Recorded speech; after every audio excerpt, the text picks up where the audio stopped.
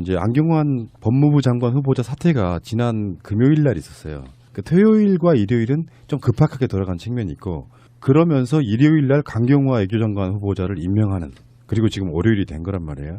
새롭게 월요일이 돼서 지금 쏟아지는 이야기들 중에는 문재인 대통령이 이제 안경환 후보자에 대해서 뭐 이런 표현도 사실 했어요. 검증이 아니해진 거 아닌가, 우리 스스로 마음을 새롭게 이제 가져야 한다, 이렇게 이야기를 했습니다.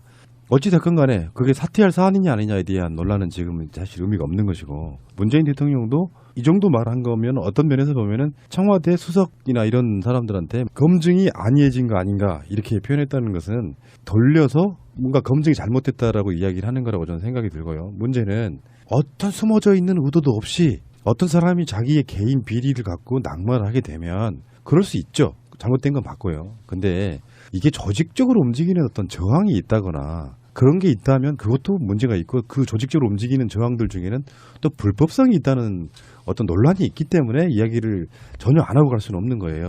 근데 이제 저는 용어에 대한 그 지적을 한 가지 하고 싶은 게, 지금 언론 기레기들이 마치 민의에 의해서 쫓겨났듯이, 또는 마치 야당의 어떤 그 맹렬한 질책과 이 진리를 밝히는 행위를 통해 가지고 청와대가 위기의식을 느끼고 있다, 뭐 이런 식으로 포장을 하고 있는데요. 이건 전혀 아니고요. 본인이 스스로 사퇴를 했고, 그 사퇴를 하게 된 그 사안도 이혼 무효 소송에 연관된 전 부인이라고 해야 될지, 전에 혼인신고를 했었던 그분이라고 해야 될지, 그분에 대한 신상이 밝혀지는 것에 대한 부담감 때문에 자기 자신의 어떤 그 정당성 또는 목표를 강행하기 위해서 그쪽 가족의 피해를 줄 수 있는 그런 그 사생활에 대한 공개까지 일어나게 되기는 원치 않는다라는 선에서 청와대가 조율 후에 스스로 자진 사퇴를 한 겁니다. 그분이 분명히 말씀하셨어요. 나를 밟고서라도 넘어서 검찰 개혁은 반드시 이루어야 된다. 그 얘기는 뭐냐면, 자기 자신이 충분히 그 직무에 대한 그 자신감과 해야 될 의무감을 갖고 있는데도 불구하고, 자신 40년 전이에요. 40년 전에 있었던 본인의 어떤 잘못으로 인해서 이미 다른 사람과 가정을 꾸미고 있는 과거의 인연에 대한 피해를 줄여주기 위해서 스스로 사퇴의 길을 걸은 사람을 보고, 마치 자기네들이 승전보를 울려서 자기들이 억지로 끌어내린 듯한 지금의 언론이나 야당의 행태는 굉장히 껄끄럽고 보기 싫다는 거죠. 근데 문제는 일단 법무부 장관 후보자가 검찰 개혁의 상징으로 법조인 출신도 아닌 사람이, 더군다나 뭐 인권위원장 같은 걸 하면서 상당히 개혁적 인사를 그 자리에 내렸을 때는 검찰 내부적으로도 어마어마한 부담을 느꼈을 가능성 당연하죠. 뭐 그런 측면이 있는 것이고, 그래서 그 조직적으로 검찰 내부에서도 그 개혁 반대하는 움직임이 있다, 그런 이야기가 나오면서요. 청와대에서도 그런 이야기가 나왔고요. 지금 더불어민주당의 추미애 대표 같은 분들의 입에서도 그런 비슷한 이야기가 나옵니다. 조직적으로 지금 개혁을 반대하는 세력들의 움직임이 있다면 좌시하지 않겠다, 뭐 이런 식으로 이렇게 약간 경고성 멘트들을 날리고 있거든요. 뭐 우리는 순수하게 뭐 바라봤을 때 안경환이 뭐 잘못된 과거 때문에 중간에 그만두게 된 거야, 사퇴한 거야, 이렇게 볼 수도 있지만, 혼인 무효와 관련한 법원 판결문을 너무 쉽게 이렇게 입수한다라든지 하는 과정들을 보면, 우리는 뭐 정권이 바뀌었지만 사실은 우리가 말하는 법원이라든지 조중동이라는 환경, 또는 멀쩡하게 살아있는 자유한국당, 이렇게 어떤 삼각 고리로 봤을 때 최소한 다른 건 몰라도 검찰은 아마 한국 사회를 좌지우지하는 권력이잖아요.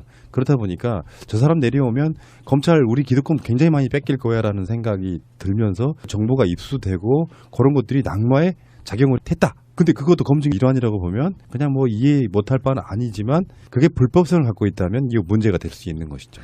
뉴스를 처음 접했을 때 의도치 않게 판도라 박스를 열었다라고 생각을 했었어요. 일반인인 제가, 대한민국 법을 전혀 모르는 제가 그냥 문득 생각했던 게, 그래, 조직적인 움직임이 없고 그냥 우연히 이런 기록을 발견했다 쳐도 40몇 년 전에 있는 기록 자체를 관람이 가능했다라는 그 사실 자체가 개혁 대상인 거예요. 그렇죠? 그리고 그게 가능했다면 그 개인정보 유출 법 자체를 개정을 해야 된다는 것을 본인들이 보여줌으로써, 그리고 이것을 또 언론까지 따라 쓰는 거, 그러면은 언론 개혁도 해야 된다는 걸 자기네들이 반증을 하고, 또 여기에 국회의원이 이것을 했다는 거. 그러니까는 삼박자들을 자기네들이 너무나도 타당하게 이런 게 있습니다라고 그 스펙타큘러하게 딱 발표를 했는데 제 귀에는 뭐만 들리듯이 그래 그러면은 너네들이 지금 판도라 박스를 열었는데 그것도 모르니? 라는 생각을 그냥 얼핏 했어요. 그리고 난 다음에 아침에 또 다른 이런 그 추가적인 정보가 나오면서 정말 그러면은 정말 이게 조직적으로 움직이지 않고서는 불법 행위가 일어났구나라는 결론을 그냥 추론으로 만들 수밖에 없더라고요. 후보자 인선 발표가 나기 전에 13일 날 밤에 이미 이 문건이 전혀 이 사태와 상관없는, 그러니까 누군지 이름은 지금 나와 있는데, 두 사람이 나와 있는데 이 사람이 누군지도 모르는데 아무튼 이 자료를 열람을 했어요. 무려 42년이나 된 자료가 원본이 남아 있었다는 것도 난 참 놀라울 정도인데, 하여튼 이 자료를 열람을 했단 말입니다. 이 자료는 청와대에서 이미 인사 관련된 사전 조사를 하는 과정 중에 무효 소송이 있었다는 사실을 국회에 제출했었다고 합니다. 그러니까 이런 류의 결혼 무효 소송이 42년 전에 있었다는 내용은 제출한 거예요. 이미 청문 보고 그 위에서 넘길. 근데 판결문은 못 구했어요. 왜? 청와대도 이거는 구할 수 없는 문건이었거든. 맞습니다. 근데 이 발표가 있기 전에 전날 그 판결문을 어떤 놈이 떼다가 지금 있는 국회의원한테 던져주고 이 국회의원이 곧장 그게 신문 방송사에다가 이걸 날려가지고, 원래 원칙적으로 따지면 이제 이름 이외에 뭐 주소라든지 이름 뭐 생년월 같은 개인정보, 네. 개인 정보를 지워야 되는데 그게 고스란히 살아있는 상태에서 외부로 공개가 돼버렸단 말이에요. 그렇죠. 그러면서 청와대에서 준 자료라라고 우기고 있다는 거죠. 네. 이거는 이분이 후보자로 올라간다라는 정보가 사전에 샜고 그 정보에 입각해서 이 사람을 낙마시키기 위해서 도대체 시비를 걸 수 있는 게 뭐 있을까? 옛날에 혼인 무효 소송이 있었다고? 이거 관련돼서 원본 네가 좀 떼와봐 라고 해서 준비를 한 거고, 발표가 나자마자 그게 전달돼서 넘어갔다는 확실한 시대적인 시간적인 추정이 가능한 거잖아요. 이건 완전히 내부적으로 장악돼 있는 어떤 조직에 아주 의도된 음해를 통해 갖고 이 사태가 만들어졌다는 게 분명하잖아. 그리고 그 공개되는 사실 자체가 불법이고 지금 있는 과정 발표 자체가 문제라는 게 밝혀졌으면, 자, 이 부분에 대한 책임 소지에 대해서 얘기를 꺼내야 되는데, 이제 얘네들은 잘 모르겠다, 자신은 책임이 없다, 합법적으로 다 했다. 더군다나 또 이런 얘기도 하는 거지. 그 스스로 사퇴하신 분을 생각해서 덮어두는 게 좋겠다. 이러니 씨. 근데 저는 이게 데자뷰가 된 게 사드 문건에 대해서 우리는 할 거 다 했고 보고할 거 다 했다라면서 군대는 다 썩었습니다라고 공포를 했잖아요. 그것처럼 서류 지급하는 기관의 그 라인 자체에 문제가 있습니다라고 공포를 했다라고 저는 들었어요. 핵심은 이런 거라고 봐요. 이런 재판, 이런 자료들 있잖아요. 이거는 법률상 이해관계가 있는 제3자여야만 재판서에 정본, 등본, 초본의 발급을 요청할 수가 있는데, 맞습니다. 예외가 있는 경우가 있습니다.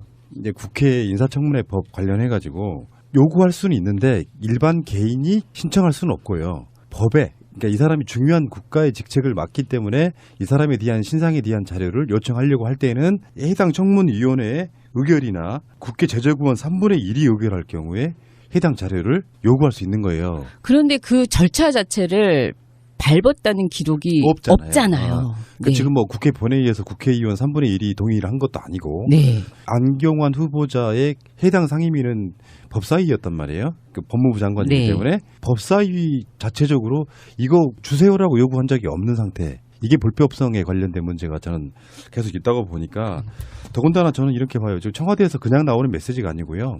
청와대에서 이렇게 보니까 관련해서 다른 부처랑 다르게 검찰 조직 내에서 안경환이 법무부 장관으로 오지 못하게 하는 조직적인 문제임이 있다고 공식적으로 이야기가 나오고 있어요. 그러니까 사실 그러겠지. 검찰들이 자기들 입장에서 뭐 개혁을 그냥 당하겠습니까? 저 사람이 오면 무서우니까 무서운 대로 훨씬 더 그걸 방해하면서 이렇게 딜레이 시키다가 보면 언젠가는 정말 만만한 사람은 내려와서 그냥 검찰 개혁 하는 둥 마는 둥 하게 하려는 어떤 그런 의도 같은 게 있을 수 있는 것이고요. 실제로 그런 게 있거든요. 제가 그래서 농담처럼 하는 말이, 털어서 먼지 안 난다는 개념이 뭐 세상에 다 뭐 그렇게 그런 거니까 그 사람을 쉴드 지려고 하는 말이 아니라, 그만한 사람 찾기가 힘든 거예요. 어떤 그 사적이든 뭐든 간에 어떤 흠을 갖고 있는 사람.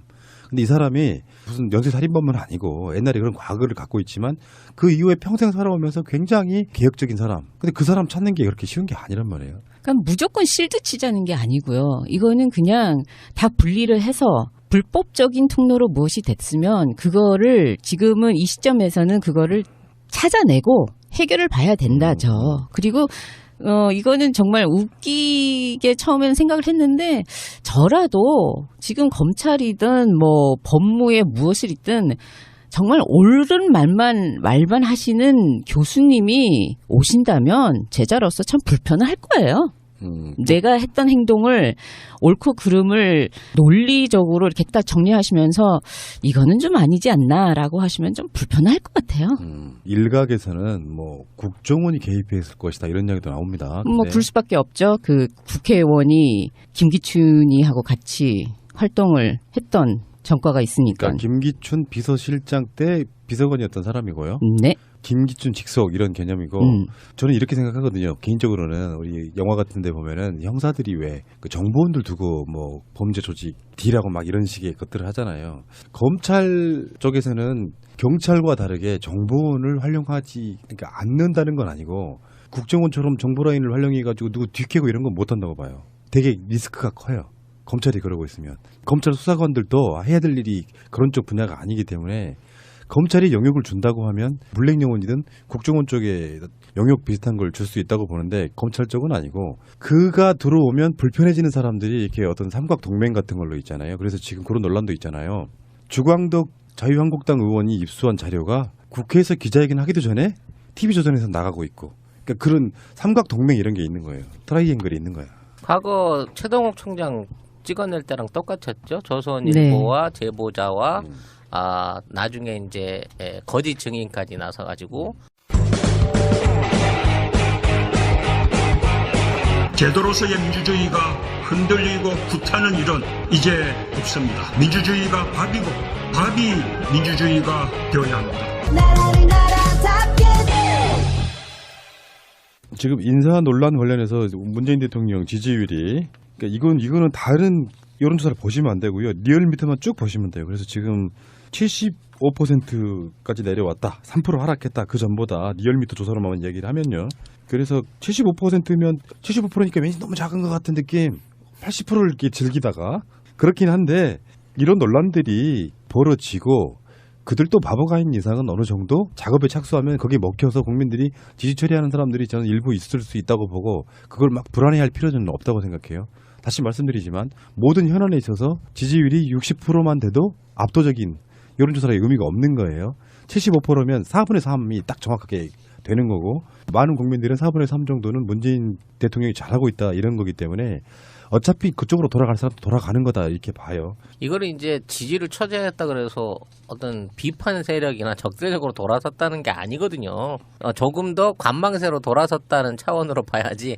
자, 저거 하나 때문에 문재인은 못 믿을 사람이야. 나는 문재인을 이제부터 절대 믿지 않을 거야. 이런 류의 국민들은 사실상 나머지 전체 25%가 그런 국민이라고 취급받아서는 안 된다고 봐요. 근데 그런 것도 물어봤으면 좋겠어요. 정말 싫어요. 문재인이 정말 싫어서 지금 당장이라도 그만둬야 된다고 생각하시는 분은 몇 프로나 될까요? 라고 까놓고 한번 물어봐봐. 지금 25%? 15%? 나는 5%도 안 된다고 생각합니다. 지금 같은. 무조건 싫은 사람들이 있고요. 여론조사에 말하지 못하고 있다가 저런 게 터지면은 문재인도 별 수 없군 이렇게 하시는 분들이 있기 때문에 너무 욕심 부리는 것도 그렇고요. 저는 60%만 유지해줘도 저는 아주 훌륭하다고 보고. 제가 지난번 방송에서 얘기한 적이 있는데 75%에서 85%의 박스권에 갇힐 것이다라는 말씀을 드렸는데 이제 어느 정도 바닥을 좀 다지고 나면 이제 한미 정상회고가 이뤄지는 이달 말이 지나고 나면 저는 바로 85% 직전 최고치 넘어설 수 있는 수준으로 올라간다고 저는 장담하고 있습니다. 두고 보십시오. 취임 5주차예요. 박근혜는 45%였고요.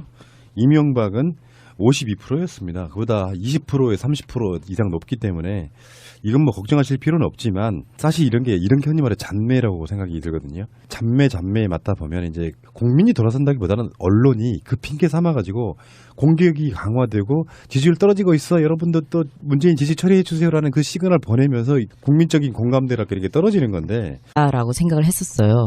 일반인인 제가 대한민국 법을 전혀 모르는 제가 그냥 얼뜻 생각했던 게, 문득 생각했던 게, 그래, 조직적인 움직임이 없고 그냥 우연히 이런 기록을 발견했다 쳐도 40몇 년 전에 있는 기록 자체를 관람이 가능했다라는 그 사실 자체가 개혁 대상인 거예요. 그렇죠? 그리고 그게 가능했다면 그 개인정보 유출법 자체를 개정을 해야 된다는 것을 본인들이 보여줌으로써, 그리고 이것을 또 언론까지 따라 쓰는 거, 그러면은 언론 개혁도 해야 된다는 걸 자기네들이 반증을 하고 또 여기에 국회의원이 이것을 했다는 거. 그러니까는 삼박자들을 자기네들이 너무나도 타당하게 이런 게 있습니다라고 그 스펙타큘러하게 딱 발표를 했는데, 제 귀에는 뭐에는 뭐만 들리듯이 그래, 그러면은 너네들이 지금 그렇기 때문에 이야기를 전혀 안 하고 갈 수는 없는 거예요. 근데 이제 저는 용어에 대한 그 지적을 한 가지 하고 싶은 게, 지금 언론 기레기들이 마치 민의에 의해서 쫓겨났듯이, 또는 마치 야당의 어떤 그 맹렬한 질책과 이 진리를 밝히는 행위를 통해 가지고 청와대가 위기의식을 느끼고 있다, 뭐 이런 식으로 포장을 하고 있는데요. 이건 전혀 아니고요.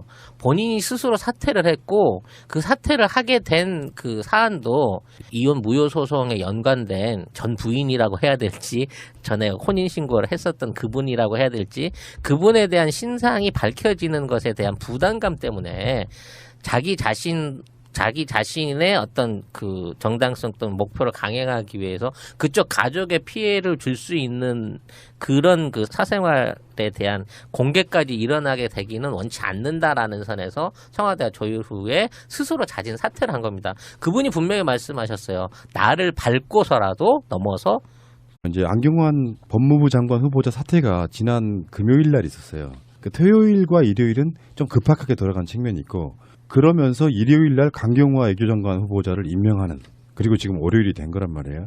새롭게 월요일이 돼서 지금 쏟아지는 이야기들 중에는 문재인 대통령이 이제 안경환 후보자에 대해서 뭐 이런 표현도 사실 했어요. 검증이 안이해진 거 아닌가, 우리 스스로 마음을 새롭게 이제 가져야 한다, 이렇게 이야기를 했습니다.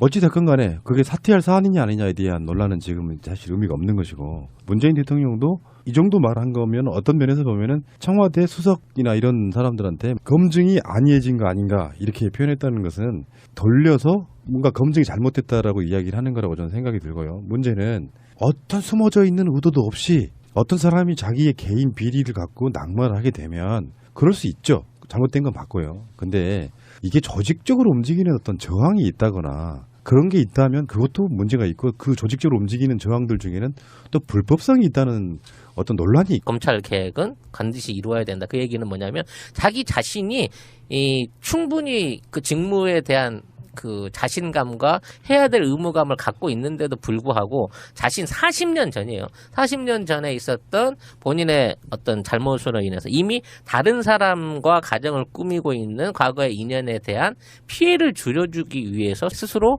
사퇴의 길을 걸은 사람을 보고, 마치 자기네들이 승전보를 울려서 자기들이 억지로 끌어내린 듯한 지금의 언론이나 야당의 행태는 굉장히 껄끄럽고 보기 싫다는 거죠. 근데 문제는 일단 법무부 장관 후보자가 검찰 개혁의 상징으로 법조인 출신도 아닌 사람이, 더군다나 뭐 인권위원장 같은 걸 하면서 상당히 개혁적인 인사를 그 자리에 내렸을 때는 검찰 내부적으로도 어마어마한 부담을 느꼈을 가능성 당연하죠. 뭐 그런 측면이 있는 것이고, 그래서 그 조직적으로 검찰 내부에서도 그 개혁 반대하는 움직임이 있다, 그런 이야기가 나오면서요. 청와대에서도 그런 이야기가 나왔고요.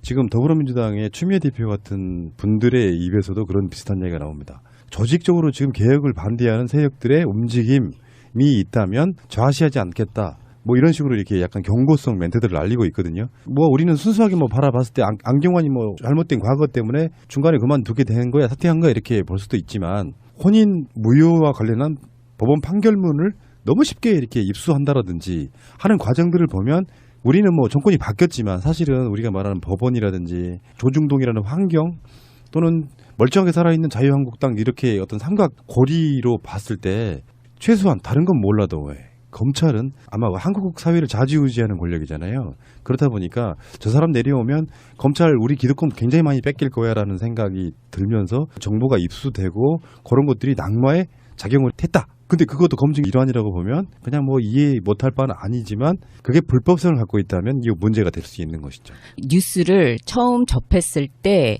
의도치 않게 판도라 박스를 열었다.